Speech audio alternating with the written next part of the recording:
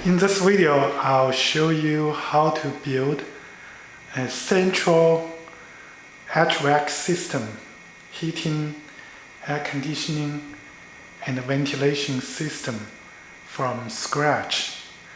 And this is an old house, so it's gonna be a retrofit. And first step, we need to decide how big the size of the unit we're gonna put in. The house is about 1,000 square feet. Use the rule of thumb: for every 400 square feet, 1 ton of AC.